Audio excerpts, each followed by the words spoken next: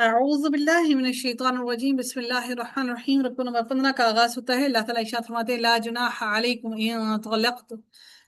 طلقتم النساء ما لم تمسوهن او تفردوا لهن فریضہ۔ اللہ تعالیٰ فرماتے ہیں اور اگر تم اپنی ایسی بھی عورتوں کو طلاق دے دو جنہیں نہ تم نے ہاتھ لگایا ہو اور نہ ہی حق مہر مقرر کیا ہو تو تم پر کچھ گناہ نہیں، البتہ انہیں کچھ نہ کچھ دے کر رخصت کرو۔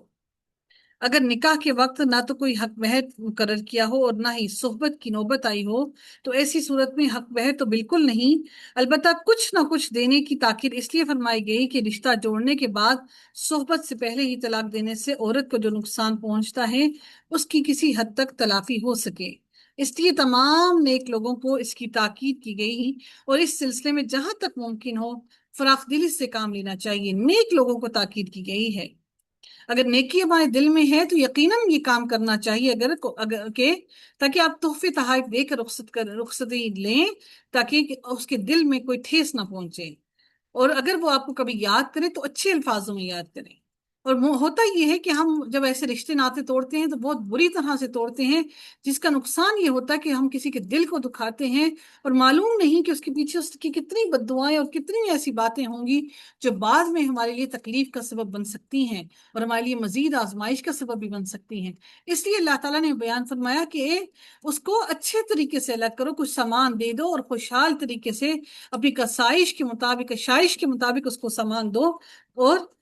جتنا تم ہو سکتا ہے اس کو دو تاکہ یہ اس کا نقصان پورا ہو سکے، یعنی کہ اس کی دلی تکلیف میں کچھ کمی آ سکے، کیونکہ گفٹ تحفے تحائف دلوں کو نرم کرتے ہیں۔ اللہ تعالیٰ فرماتے ہیں وسط والا علی موسعی قدرہ وعلی المقتری قدرہ، وسط والا اپنی حیثیت کے مطابق اور تنگ دست اپنی حیثیت کے مطابق انہیں بھلے طریقے سے رخصت کریں، یہ نیک آدمیوں پر حق ہے۔ اور اللہ تعالیٰ پھر اگلی آیت میں مزید ارشاد فرماتے ہیں کہ یہ نیک آدمیوں پر، نیکی کرنے والوں پر حق ہے۔ وَإِن طَلَّقْتُمُوهُنَّ مِن قَبْلِ أَن تَمَسُّوهُنَّ وَقَدْ فَرَضْتُمْ لَهُنَّ فَرِيضَةً فَنِصْفُ مَا فَرَضْتُمْ إِلَّا أَن يَعْفُونَ أَوْ يَعْفُوَ الَّذِي بِيَدِهِ عُقْدَةُ النِّكَاحِ۔ اللہ تعالیٰ فرماتے ہیں کہ اور اگر انہیں ہاتھ لگانے سے پہلے طلاق دو مگر ان کا حق مہر مقرر ہو چکا ہو تو طے شدہ حق مہر کا آدھا نصف یعنی کہ آدھا نصف ادا کرنا ہوگا، اللہ یہ کہ وہ عورتیں از خود معاف کر دیں، یعنی کہ وہ عورتیں خود معاف کر دیں، یعفون او یعفو الذی بیدہ عقدۃ النکاح، یعنی کہ وہ عورتیں خود معاف کر دیں یا وہ مرد جس کے اختیار میں عقد نکاح ہے فراخ دلی سے کام لے اور پورا کا پورا مہر ادا کر دے۔ اور اگر تم درگزر کرو اور پورے کا پورا حق مہر دے دو تو یہ تقوی کے زیادہ قریب ہے، اور باہمی معاملات میں فیاضی کو نہ بھولو۔ اللہ تعالیٰ فرماتے ہیں کہ وہ باہمی معاملات میں وَلَا تَنْسَوْا الْفَضْلَ بَيْنَكُمْ، کہ آپس میں فضل کو نہ بھولو۔ فضل سے مراد کیا ہے کہ آپس میں اچھے طریقے کو، اچھے اتوار کو نہ بھولو۔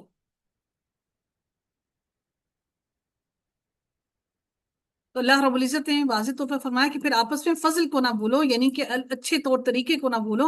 اچھے طریقے سے ایک دوسرے سے رخصت کرو ایک دوسرے کو، اور آپس میں ایک دوسرے پر زیادتی نہ کرو۔ اللہ تعالیٰ نے کتنی خوبصورت بات ہم سب کو سمجھائی کہ آپس میں کس کو نہ بھولو، فضل کا نہ بھولو، یعنی ایک دوسرے کے ساتھ اچھا تعلق رکھو، اچھے طریقے سے جدا کرو۔ عورت یا اس کے ولی کی طرف سے یہی پیازی کام ہے کہ وہ خاوند کو وہ آدھا مہر بھی معاف کر دیں جو اسے ادا کرنا اللہ تعالیٰ کی حکم سے لازم تھا، اور خاوند کی طرف سے پیازی یہ ہے کہ آدھے مہر کے بجائے پورا ہی حق مہر ادا کر دے، یا اگر ادا کر چکا ہے تو اسے کچھ واپس نہ لے۔ اور یہ تاکید اس لیے کی گئی ہے کہ اجتماعی زندگی سے خوشگواری پیدا کرنے کے لیے ایسا فیاضانہ برتاؤ ضروری ہے، ایسا فضل کرنا ضروری ہے۔ اگر ہر شخص اپنے قانونی حق پر اڑا رہے تو اجتماعی زندگی کبھی خوشگوار نہیں ہو سکتی۔ اجتماعی زندگی سے مراد کیا ہے؟ معاشرتی زندگی، سمجھ رہے ہیں؟ اس سے مراد ہرگز یہ نہیں ہے کہ اگر کوئی یہ سمجھتا ہے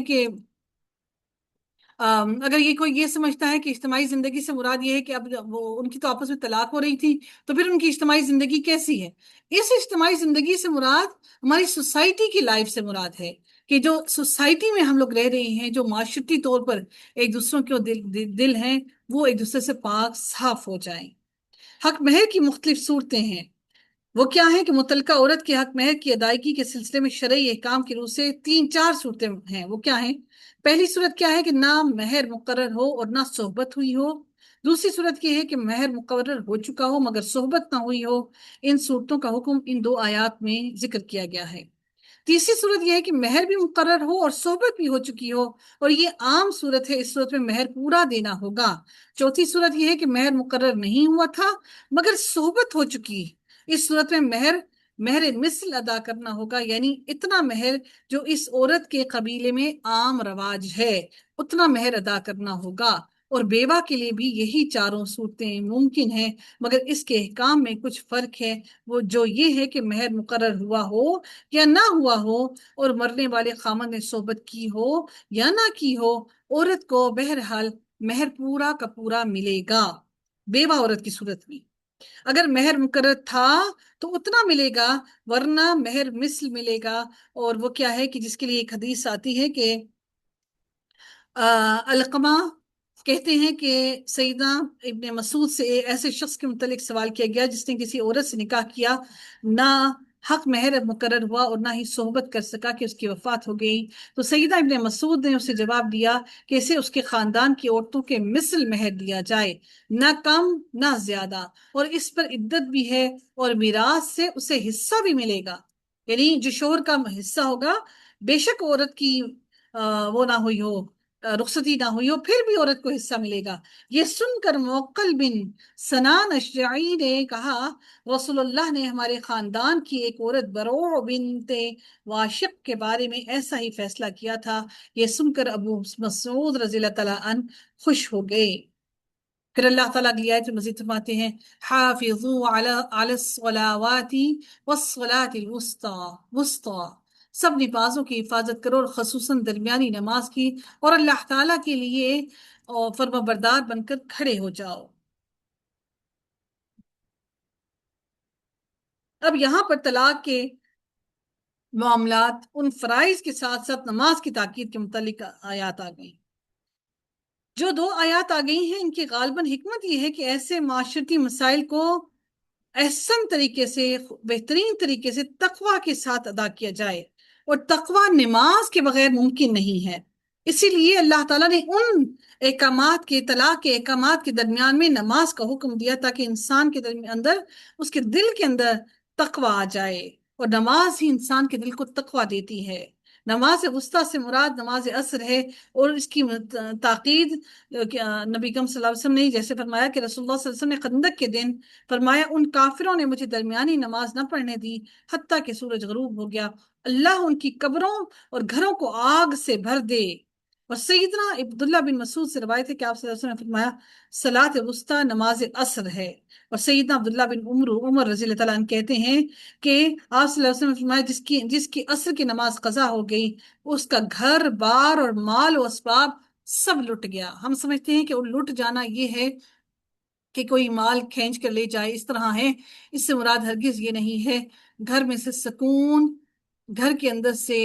اللہ تعالیٰ کی رحمت، گھر کے اندر پریشانیاں بڑھ جانا اور سکون اور رحمت کا ختم ہو جانا، گھروں کا ویران ہو جانا، گھروں میں پریشانیاں نازل ہونا، گھروں میں سے برکت کا ختم ہو جانا، یہ تمام کی تمام گھروں کو اجاڑنے کے مترادف ہی ہیں۔ تو عصر کی نماز کے بارے میں خصوصی طور پر نبی کریم صلی اللہ علیہ وسلم نے فرمایا کہ جس انسان نے عصر کی نماز قضا کر دی اس کا گھر بار اور مال و اسباب سب لٹ گئے، اور بالخصوص اس نماز کی تاکید اس لیے فرمائی گئی کہ دنیاوی کاموں کے اندر اس وقت انسان سب سے زیادہ مشغول ہوتا ہے۔ اللہ تعالیٰ نے پھر فرمایا کہ اور اللہ کے حضور ادب سے کھڑے ہو جاؤ، وقوموا للہ قانتین، اللہ کے حضور عاجزی اور ادب کے ساتھ کھڑا ہونا چاہیے، ایسی کوئی فضول حرکت نہ کی جائے جو ادب کے خلاف ہو یا نماز کو توڑ ڈالنے والی ہو، جیسے خام خواہ یا عادتاً ہاتھوں کو حرکت دینا، ہلاتے رہنا یا ہنسنا یا بات چیت کر لینا وغیرہ۔ سیدنا زید بن ارقم رضی اللہ تعالیٰ عنہ سے روایت ہے کہ ہم نماز میں باتیں کر لیا کرتے تھے، تب یہ آیت نازل ہوئی۔ پھر رب کائنات نے فرمایا فَإِنْ خِفْتُمْ فَرِجَالًا أَوْ رُكْبَانًا فَإِذَا أَمِنْتُمْ فَاذْكُرُوا اللَّهَ كَمَا عَلَّمَكُمْ مَا لَمْ تَكُونُوا تَعْلَمُونَ۔ اگر تم حالت خوف میں ہو تو خواہ پیدل ہو یا سوار، جیسے ممکن ہو نماز ادا کر لو۔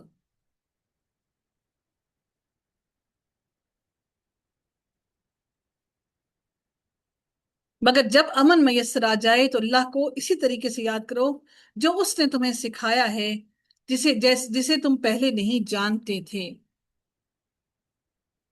سیدنا جابر بن سمرہ رضی اللہ تعالیٰ عنہ کہتے ہیں کہ ہم رسول اللہ صلی اللہ علیہ وسلم کے ساتھ نماز پڑھتے تو نماز کے آخر میں دائیں بائیں السلام علیکم کہتے ہوئے ہاتھ سے اشارہ بھی کرتے تھے۔ یہ دیکھ کر رسول اللہ صلی اللہ علیہ وسلم نے فرمایا تم لوگ اپنے ہاتھ سے اس طرح اشارہ کرتے ہو جیسے شریر گھوڑوں کی دمیں ہلتی ہیں، تمہیں اتنا ہی کافی ہے کہ تم قاعدہ میں اپنی دانوں پر ہاتھ رکھے ہوئے دائیں اور بائیں منہ موڑ کر السلام علیکم کہہ لیا کرو۔ کچھ فرقے ایسے ہیں جو سلام پھیرتے ہیں، اور دیکھیں یہ حدیث سے واضح ہے، اور وہ ہاتھوں کو اوپر بار بار اٹھاتے ہیں، یعنی وہ باتیں جس کے لیے نبی کریم صلی اللہ علیہ وسلم نے منع فرمایا وہ جان بوجھ کر یہ کام کرتے ہیں۔ سیدنا جابر رضی اللہ تعالیٰ عنہ کہتے ہیں کہ رسول اللہ صلی اللہ علیہ وسلم ہمارے پاس تشریف لائے اور فرمایا میں تمہیں اس طرح ہاتھ اٹھاتے دیکھ رہا ہوں جیسے شریر گھوڑوں کی دمیں ہلتی ہیں، تم لوگ نماز میں کوئی حرکت نہ کیا کرو۔ پھر آپ نے ایک دفعہ صحابہ کرام کو حلقہ باندھے دیکھ کر فرمایا تم لوگ الگ کیوں ہو؟ پھر ایک مرتبہ آپ نے فرمایا صفیں اس طرح باندھا کرو جیسے فرشتے رب تعالیٰ کی بارگاہ میں صف بستہ رہتے ہیں۔ ہم نے عرض کیا اللہ کے رسول فرشتے اپنے رب کے حضور کیسے صف بستہ ہوتے ہیں؟ آپ نے فرمایا وہ سب سے پہلے اگلی صفوں کو پورا کرتے ہیں اور صف میں خوب مل کر کھڑے ہوتے ہیں۔ البتہ کچھ کام ایسے ہیں جو حالت نماز میں بھی سر انجام دیے جا سکتے ہیں، مثلا اگر امام بھول جائے تو مقتدی سبحان اللہ کہہ سکتے ہیں، اور اگر مقتدی عورت ہو تو وہ تالی بجا سکتی ہے، اور اگر قرات کرتے ہوئے امام بھول جائے تو مقتدی بتا سکتا ہے، یعنی لقمہ دے سکتا ہے، لقمہ یعنی کہ روک کر اس کو سٹاپ کر کے اس کو بتا سکتا ہے۔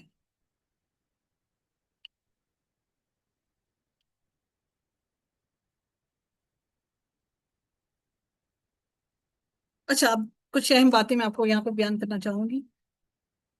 کہ نماز کے دوران میں کون کون سے کام کرنا جائز یا ضروری ہے۔ اس کے بارے میں سنیے گا کہ ایک مرتبہ رسول اللہ صلی اللہ علیہ وسلم بنی عمرو بن عوف کے لوگوں میں صلح کرانے گئے، ظہر کا وقت ہو گیا، سیدنا بلال سیدنا ابو بکر کے پاس آئے اور عرض کی نبی صلی اللہ علیہ وسلم وہاں رک گئے ہیں، لہٰذا آپ لوگوں کو امامت کروا دیں گے۔ انہوں نے کہا اگر تم لوگ چاہتے ہو تو ٹھیک ہے۔ پھر سیدنا بلال نے نماز کی اقامت کہی، سیدنا ابوبکر آگے بڑھے اور انہوں نے نماز پڑھانا شروع کر دی، اتنے میں آپ صلی اللہ علیہ وسلم بھی پہنچ گئے اور صفوں کو چیرتے ہوئے پہلی صف میں آ کھڑے ہوئے۔ صحابہ نے تالی بجانی شروع کر دی، لیکن سیدنا ابوبکر اپنی نماز میں اس قدر مگن تھے کہ کچھ پرواہ نہ رہی۔ لوگوں نے تالیاں زیادہ بجانی شروع کر دی تو سیدنا ابوبکر متوجہ ہوئے تو آپ صلی اللہ علیہ وسلم پہلی صف میں کھڑے تھے۔ آپ صلی اللہ علیہ وسلم نے سیدنا ابوبکر کو نماز پڑھاتے رہنے کا اشارہ کیا، اور سیدنا ابوبکر صدیق رضی اللہ تعالیٰ عنہ نے دونوں ہاتھ اٹھا کر اللہ کا شکر ادا کیا، اس کی حمد کی، پھر الٹے پاؤں پیچھے ہٹے اور رسول اللہ صلی اللہ علیہ وسلم نے آگے بڑھ کر نماز پڑھائی۔ پھر نماز کے بعد آپ لوگوں صلی اللہ علیہ وسلم لوگوں سے مخاطب ہوئے اور فرمایا لوگوں جب تمہیں نماز میں کوئی ہنگامی صورتحال پیش آ جاتی ہے تو تالیاں کیوں بجانے لگتے ہو؟ تالیاں عورتوں کو بجانی چاہیے، تمہیں اگر ایسی صورت پیش آئے تو سبحان اللہ کہا کرو، اس لیے کہ جب کوئی یہ سنے گا تو ضرور متوجہ ہوگا۔ اگر گرمی کی وجہ سے زمین تپ رہی ہو تو نمازی اپنے سجدے کی جگہ پر کپڑا بچھا سکتا ہے، یعنی کہ اب نماز پڑھ رہا ہے تو سجدے کی جگہ پہ حرکت کر کے کپڑا بچھا سکتا ہے۔ سیدہ عائشہ رضی اللہ تعالیٰ عنہ فرماتی ہیں کہ رات کے وقت جب آپ صلی اللہ علیہ وسلم نماز پڑھتے اور میں اپنے پاؤں لمبے کیے ہوتی تو سجدے کے وقت آپ مجھے ہاتھ لگاتے تو میں پاؤں سمیٹ لیتی، پھر جب آپ کھڑے ہو جاتے تو میں پاؤں لمبے کر لیتی۔ ایک مرتبہ سیدہ ابن عباس اپنی خالہ، اسی طرح سے جب مائیں نماز پڑھی ہوتی ہیں بچے گود میں اٹھا سکتی ہیں اور بچے گود سے رکھ بھی سکتی ہیں۔ ایک مرتبہ سیدہ ابن عباس اپنی خالہ ام المومنین میمونہ کے پاس رات رہے، انہی کے ہاں رسول اللہ صلی اللہ علیہ وسلم کی باری تھی۔ آپ صلی اللہ علیہ وسلم آدھی رات کو اٹھے، وضو کیا اور نماز میں کھڑے ہو گئے، یہ دیکھ کر سیدہ ابن عباس نے بھی وضو کیا اور آپ کے ساتھ جا کر بائیں طرف کھڑے ہو کر نماز میں شامل ہو گئے۔ رسول اللہ صلی اللہ علیہ وسلم نے ابن عباس کے سر پر ہاتھ رکھا، پھر دائیں کان کو پکڑا اور اسے اپنے دست مبارک سے مروڑا۔ ایک روایت میں کہ آپ نے میرے سر کو پکڑا اور مجھے اپنی دائیں جانب کھڑا کر دیا، یعنی کہ وہ غلط سائڈ پہ کھڑے تھے، ان کو دوسری سائڈ پہ پکڑ کر کھڑا کیا، بائیں جانب نہیں، اگر دو بندے ہوں کہ تو وہ دائیں جانب کھڑا ہوگا۔ اگر نفلی نماز کے دوران میں والدہ یا والد پکارے تو نماز توڑ کر بھی ان کی بات سن لینے میں کوئی حرج نہیں ہے۔ ازرق بن قیس کہتے ہیں کہ ہم اہواز میں خارجیوں سے جنگ میں مصروف تھے کہ ایک صحابی ابو برزہ اسلمی اپنے گھوڑے کی لگام اپنے ہاتھ میں سنبھالے نماز پڑھنے لگے۔ گھوڑا لگام کھینچنے لگا اور ابو برزہ بھی ساتھ ساتھ پیچھے چلتے گئے۔ یہ دیکھ کر ایک خارجی کہنے لگا، اللہ بوڑھے کا ستیہ ناش کر۔ جب ابو برزہ نماز سے فارغ ہوئے تو اس خارجی سے کہا کہ میں نے تمہاری بات سن لی ہے، میں نے رسول اللہ صلی اللہ علیہ وسلم کے ہمراہ 7-8 جہاد کیے ہیں اور میں نے دیکھا کہ آپ لوگوں پر آسانی کیا کرتے تھے، اور مجھے یہ اچھا معلوم ہوا کہ اپنا گھوڑا ساتھ لے کر لوٹوں، نہ کہ اسے چھوڑ دوں کہ وہ جہاں چاہے چلا جائے اور میں مصیبت میں پڑ جاؤں۔ دیکھیں کتنی حکمتیں ہیں ہمارے دین کے اندر۔ سیدنا انس بن مالک کہتے ہیں کہ آپ صلی اللہ علیہ وسلم نے فرمایا، میں نماز شروع کرتا ہوں اور چاہتا ہوں کہ اسے لمبا کروں، پھر میں کسی بچے کے رونے کی آواز سنتا ہوں تو نماز کو مختصر کر دیتا ہوں، کیونکہ میں اسے اچھا نہیں سمجھتا کہ میری وجہ سے اس کی ماں کسی مشکل کا سامنا کرے۔ اس سے ایک اور بات سمجھنے کو کیا ملتی ہے کہ خواتین بھی مسجد میں جا کر نمازیں پڑھتی تھیں۔ سیدنا ابو قتادہ رضی اللہ تعالیٰ عنہ فرماتے ہیں کہ رسول اللہ صلی اللہ علیہ وسلم ہمارے پاس اس حال میں آئے کہ آپ اپنی نواسی امامہ بنت ابی العاص سیدہ زینب کی جو بیٹی ہیں وہ اپنے کندھے پر، یہ جو یہ تھے نا نبی کریم صلی اللہ علیہ وسلم کے جو داماد تھے، ابی العاص جو تھے یہ حضرت خدیجہ کے بھانجے تھے، اور یہ جنگ میں نبی کریم صلی اللہ علیہ وسلم کے پاس قیدی بن کر بھی آئے تھے، جس کے لیے سیدہ زینب رضی اللہ تعالیٰ عنہا نے اپنا ہار نبی کریم صلی اللہ علیہ وسلم کو بھیجا تھا تاکہ ان کو رہائی مل سکے۔ کو اپنے کندھے پر اٹھائے ہوئے تھے، آپ صلی اللہ علیہ وسلم نے نماز پڑھانا شروع کی۔ جب رکوع کرتے تو امامہ کو زمین پر بٹھا دیتے اور جب سجدے سے فارغ ہو کر کھڑے ہوتے تو اسے اپنے کندھے پر اٹھا لیتے۔ ایک روایت میں رکوع کے علاوہ سجدے کا بھی ذکر آیا ہے۔ یہ ساری باتیں ہیں نماز میں کہ آپ ایسے معاملات میں نماز میں حرکت کر سکتے ہیں۔ اب نماز خوف کے بارے میں جو ذکر کیا گیا ہے اس آیت کے اندر، نماز خوف کیا ہے؟ نماز خوف حالت جنگ میں نماز کو کہا جاتا ہے۔ سیدنا عبداللہ بن عمر رضی اللہ عنہ سے جب کوئی پوچھتا کہ ہم نماز خوف کیسے پڑھیں تو وہ کہتے کہ امام آگے بڑھے، کچھ لوگ اس کے ساتھ نماز ادا کریں، امام انہیں ایک رکعت پڑھائے، باقی لوگ ان کے اور دشمنوں کے درمیان کھڑے رہیں، ٹھیک ہے، ایک صف والے جو ہے وہ نماز پڑھیں اور باقی جو لوگ ہیں وہ دشمنوں کے سامنے کھڑے رہیں، نماز نہ پڑھیں۔ جب یہ لوگ امام کے ساتھ ایک رکعت نماز پڑھ چکے ہیں تو سلام پھیرے بغیر سرک کر پیچھے ان لوگوں کی جگہ پر چلے جائیں۔ سمجھ گئے آپ لوگ؟ سلام نہیں پھیرا، ابھی نماز کے اندر ہی ہیں اور اٹھ کے پیچھے آ کے وہ اپنی جگہوں پر کھڑے ہو گئے۔ اب وہ جو دوسرے وہاں پر کھڑے تھے وہ واپس ان لوگوں کی جگہوں پر جو صفے میں کھڑے تھے، ایک رکعت پڑھی ہے ان لوگوں نے، ٹھیک ہے، تو وہ ان لوگوں کی جگہوں پہ کھڑے ہو جائیں گے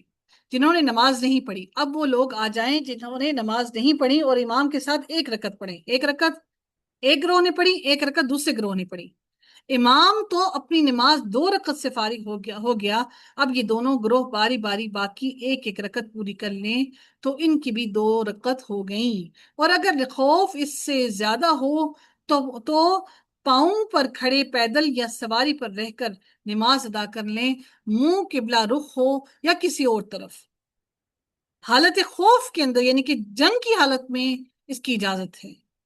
امام مالک کہتے ہیں کہ نافع نے کہا، عبداللہ بن عمر رضی اللہ تعالیٰ عنہ نے یہ رسول اللہ صلی اللہ علیہ وسلم سے نقل کیا ہے، جب خوف کی حالت ختم ہو جائے تو نماز پوری اور باجماعت ادا کرو، جیسا کہ عام حالات میں جب باجماعت پوری کی پوری رکعت ادا کی جاتی ہے اسی طرح سے ادا کی جائے۔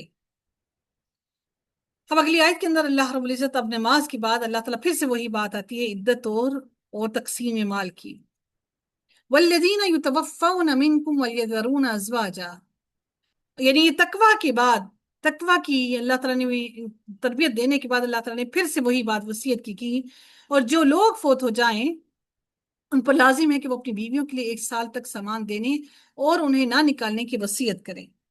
یہ اس وقت کا، یہ شروع کے دنوں کا بات ہے جب تک کہ اس کا نان نفقہ جو ہے وہ مقرر نہیں کیا گیا تھا بیوی کا، اس وقت کی بات ہے۔ یہ ابتدائی اسلام میں نازل ہونے والی آیات ہیں کہ مرتے وقت مرد اپنی بیویوں کے متعلق ورثہ کو ایسی وصیت کر جائیں، بعد میں جب بیوہ کی عدت 4 ماہ 10 دن مقرر ہو گئی اور آیت میراث کی روح سے خاوند کی ترکے میں بیوہ کا حصہ مقرر ہو گیا تو اس آیت کا حکم منسوخ ہو گیا۔ اب بیوہ کے لیے یہ حکم ہے کہ وہ بس عدت کے ایام اپنے مرنے والے شوہر کے ہاں گزارے، بعد میں وہ آزاد ہے، اور اس دوران میں نان و نفقہ بھی وارثوں کے ذمے اور ترکہ ہی سے ہوگا، اور سال بھر کے خرچے کا مسئلہ میراث میں حصہ ملنے سے حل ہو گیا۔ اللہ تعالیٰ نے فرمایا اور تم میں سے جو لوگ فوت ہو جائیں اور بیویاں چھوڑ جائیں ان پر لازم ہے کہ وہ اپنی بیویوں کے لیے 1 سال تک سامان دینے اور نہ انہیں نکالنے کی وصیت کریں، پھر اگر وہ نکل جائیں تو ان پر کوئی گناہ نہیں، جو کچھ وہ اپنے بارے میں معروف طریقے سے کریں، اور اللہ تعالیٰ سب پر غالب کمال حکمت والا ہے۔ اور طلاق یافتہ عورتوں کو کچھ سامان دینا معروف طریقے سے۔ پھر اللہ رب العزت فرماتے ہیں اگلی آیت کے اندر کہ وَلِلْمُطَلَّقَاتِ مَتَاعٌ بِالْمَعْرُوفِ، متقی لوگوں پر یہ لازم ہے۔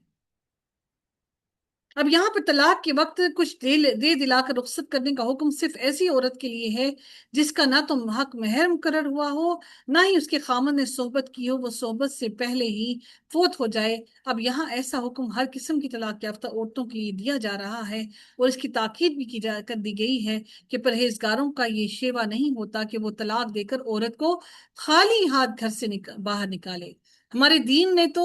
سوالی کو بھی خالی ہاتھ گھر سے رخصت کرنے کا حکم نہیں دیا ہے، تو پھر بیوی کو کس طرح سے گھر سے خالی ہاتھ رخصت کرنے کا حکم دیا ہوتا؟ تو اللہ تعالیٰ نے یہاں پر واضح طور پر بیان فرما دیا کہ لیکن اگر ان عورتوں کے کیا فرمایا کہ اللہ تعالیٰ نے کہ